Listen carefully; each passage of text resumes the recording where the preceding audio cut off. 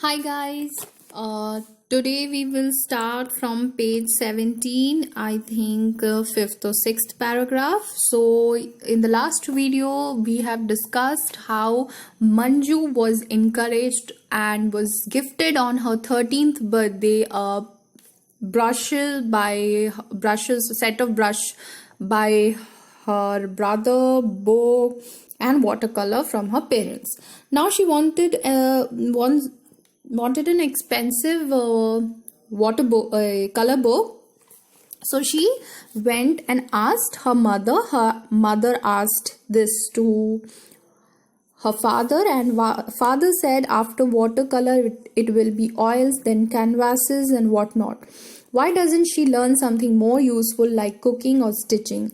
With those hands of hers, she will never become an artist. So her father kind of discouraged her from painting because she did not have all the fingers in her hand. So he wanted her to learn cooking, which will be more practical.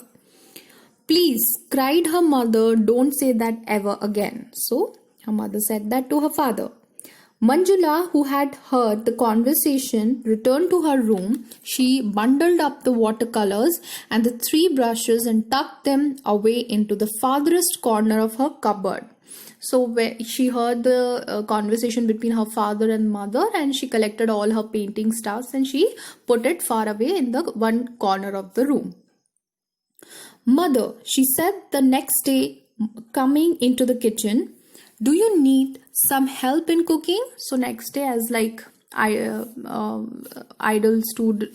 children, so she gave up painting in her mind and she went and asked her mother, do she need any help? Why? Manju, her mother, looked at her in surprise, glimpsing the pain in her eyes. So mother was surprised. She asked why. Here glimpsing means noticing. Noticing the pain in her eye. What pain? The pain of leaving painting, her passion.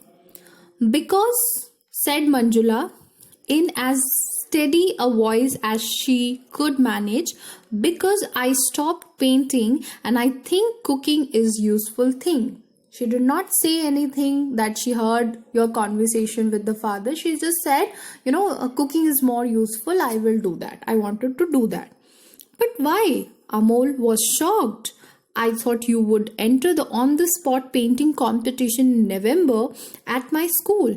You could have easily bagged the first prize. She was that good, and her brother and her mother was so confident about her painting skills. They always encouraged her. So it was a bit of shock for both mother and the son that Manjula wants to leave painting. Manjula was through with art. Means had given up art forever. She had given it up for good. However much it hurt, however much. So she's like, I know the financial condition of my parents and I know my disability, so I will not encourage painting. I will go for practical things. Manju, her mother's voice reached her from far away. Will you give me a hand? Your papa is going to Mumbai next week. I have to take out his suit from the trunk. So she asked her help in packing for her father.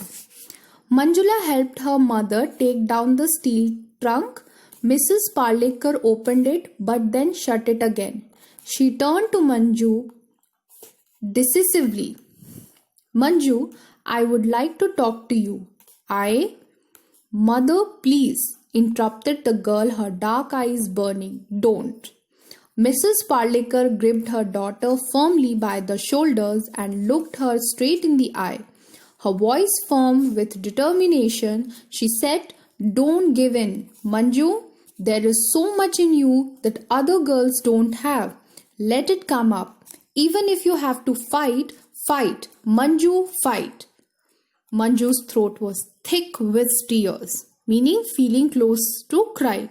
She turned away from her mother and dashed to her room, flinging herself on the bed, burying her face in the pillow. So